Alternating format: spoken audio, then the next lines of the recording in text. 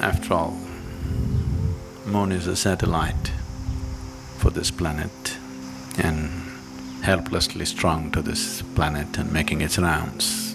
So what is the significance? Why these full moons and no moons are held significant? Probably many of you know that you may not know, I hope you do not know this by experience. You should know that if someone is mentally disturbed on a full moon day, on a new moon day, they get little more disturbed than usual. You're aware of this? So, it doesn't happen to you, but it does happen to somebody. So it is not that moon instigates madness, it is just that when the moon takes certain positions, it heightens whatever you are. If you are loving, you become more loving. If you're joyful, you become more joyful. If you're blissful, you become much more blissful. If you're a little insane, you become much more insane. If you're meditative, you become far more meditative. It just enhances everything that you are. So we consider these days important so that you consciously create the right kind of quality in you so that it gets enhanced.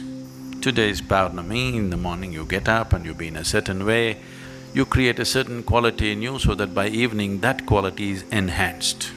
So whatever the qualities that you are, so that you start engineering it more consciously than being a victim of unconscious eruptions within yourself. So the moon does not make you mad or meditative, it just enhances whatever you are. You know, even the ocean goes mad. If you are a swimmer on the beach, it's madness for you.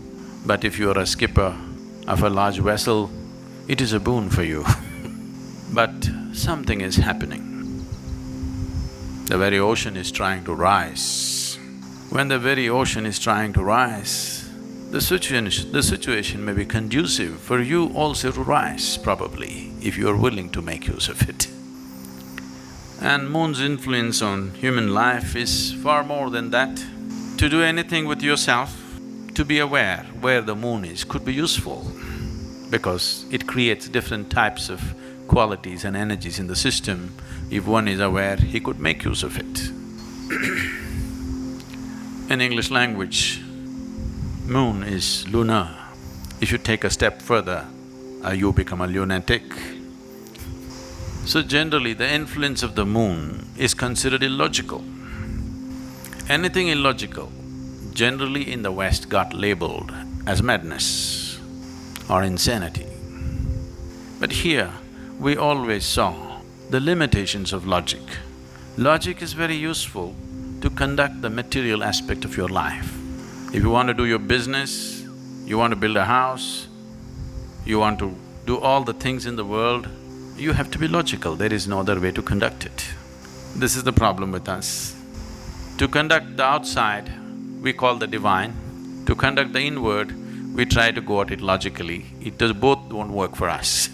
So, when it comes to subjective dimensions of life, if you're not willing to step beyond the limitations of your logic, then nothing ever will happen. If anything beautiful has to touch you in your life, if meditation has to touch you, if love has to touch you, if bliss has to touch you, you must be illogical. We look at you as two aspects, the sun and the moon. You've seen the symbolism? You've heard of the word hatha, hatha yoga? Hatha means ha, means sun, tha means moon. So these are the two dimensions. There are various symbolisms for this. You have seen Shiva being represented as half man, half woman, all these things to suggest there is a logical dimension to you and there's a dimension beyond that. If you do not explore both, you will be an incomplete human being or you will be only half alive, is yet to come alive. So the moon, today being a full moon, the clouds are hiding it, but don't worry. Whether you can see it or not, the influence of the moon is very much there. Because on a no moon day or a new moon day, the influence of the moon is far more than on the full moon day. So whether you perceive something or do not perceive something is not the issue, the influence is anyway there. The moon is a symbolic representation of that dimension. The significance of full moon. A full moon is a lunar phase that happens when the moon is on the opposite side of the earth from the sun and is a significant period among spiritual societies. In astrology, planets and heavenly bodies are considered as energy beings affecting the life and states of the people on earth. Each planet is associated with a physical, emotional, and mental quality. The placement of planets and their distances from Earth, in this case, are important factors in determining the quality and intensity of their influence. Moon symbolizes the mind and emotions, and because of its closeness to Earth, it is one of the most influential heavenly bodies on the life of people on Earth. Although, in many instances, in folklore, literature, full moon is associated with insanity, insomnia, and psychological disturbance. As the term of lunatic proposes, for spiritual practitioners, full moon is a time of greater activity, opportunity, and development. In fact, in Buddhism, it is believed that different phases of Lord Buddha's life and development have all occurred during various full moons, which makes full moon a sacred time in Buddhism. It is said that Lord Buddha was born on a full moon day. His renunciation, his enlightenment, and the delivery of his first sermon have all happened during the full moon. He also left his body on a full moon day. So, the question is, what makes people have diverse experience during the full moon? From insanity, violence, crime, and accidents, romance, spiritual experiences, and illumination. In fact, during full moon, everything will be magnified, good and bad. Therefore, full moon can be both viewed as a time of crisis as well as a time of opportunity.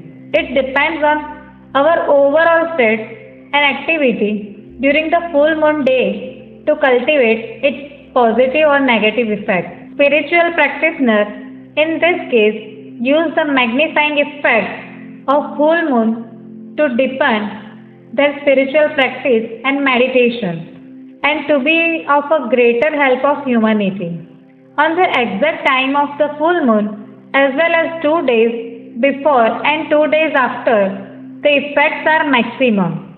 Therefore, many practitioners worldwide try to stay away from sensual worldly life and focus their attention to spiritual development. Some further observe certain spiritual disciplines such as the fasting to purifying their vehicles and prepare themselves for the greater downpour of divine energy. It is highly advisable, thus, even if no spiritual practice is followed, to refrain from various commitments, stay calm and relax the mind during the full moon day to avoid possible emotional and mental fluctuations. It is believed among the theosophy masters that during full moon, closer rapport between humanity and the hierarchy is possible.